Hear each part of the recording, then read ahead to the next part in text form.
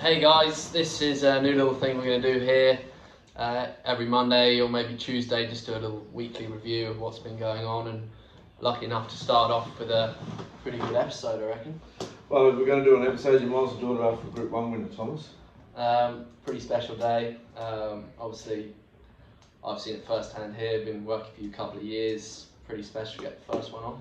Yeah, and most importantly, get off the Champion Thoroughbreds for a nice horse that we bought out of New Zealand for $65,000, and son a contributor. He did a good job because it's early in his prep. He's got plenty of improvement. There's plenty of speculation around, who should or should not have won it. But to be fair, our bloke was the only horse all day to come from last, circumnavigate and get the job done. So we're pretty happy with where he's sitting, and heading to Rose Hill for the Guineas.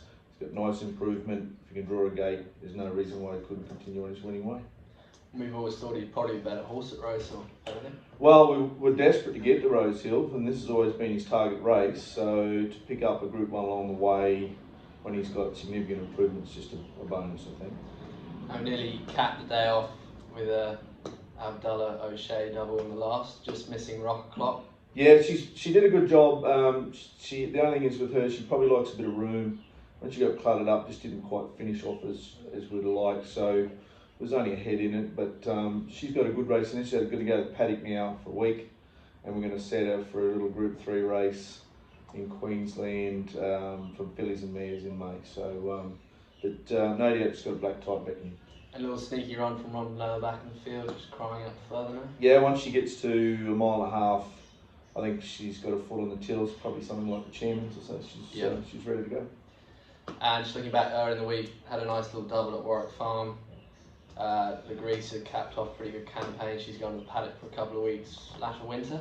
Yeah, good campaign from her. Mare in good form, so good to send her out with the tail in the air, but should come back and has a nice Saturday win in her during the winter. And it's always good to win a race for Dunt and his good loyal clients. So I'm very happy with her prep. And hard not to be pretty excited about Lost and Running, made it 3 from 3. We've all seen what he's had to offer, and it's good to see him do it pretty tough, and only good horses win like that. Well, he does, and he gives the clock a nudge every time he steps out. So, most importantly, don't you get excited, big Carlos? Yeah, no.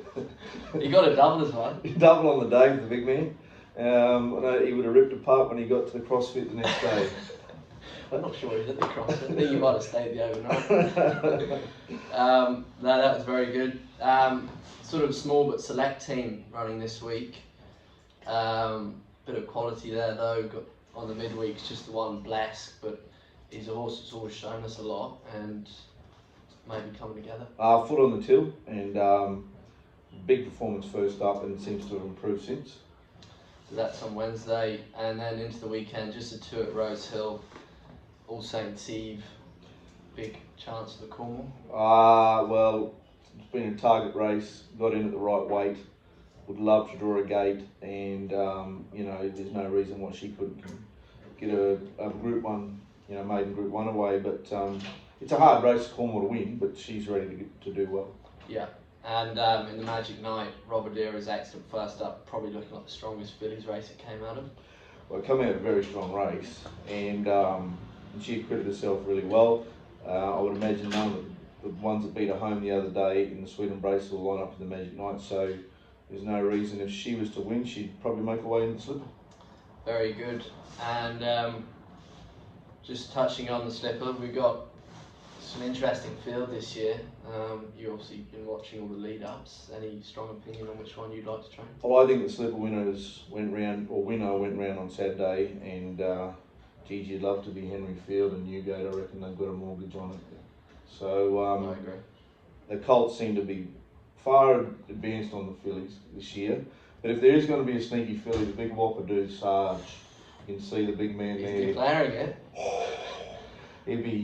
He's declaring. So 4 moves ahead would be the blowout, wouldn't it? For sure. And just touching on some of the juveniles over the weekend, you've been banging on to me every time we step out of the sales about this Sue Star, and I think he was 1-2 in the Newmarket, 2nd in the Canterbury, won the Sires, won the Riesling, and second in the Black Opal. Looks pretty smart horse that as well. Yeah, no, well I thought he's been a horse we've wanted to be long on all year. Ended up with a couple, but would have loved to a few more. But big effort from a gun young stallion from a great farm in Widden. Anthony Kate Thompson must be just beside himself with the way he's going. And lucky enough for us, we bought one in the Classic, a banging colt, and as luck would have it, we've got 10% left, so his value's probably skyrocketed while he's sitting in the paddock. But most importantly, anyone out there want to get involved, a little piece of a nice Superstar colt, which won't be there for too long, I wouldn't imagine. So, but congratulations to everyone involved. That was a big weekend from that young stallion.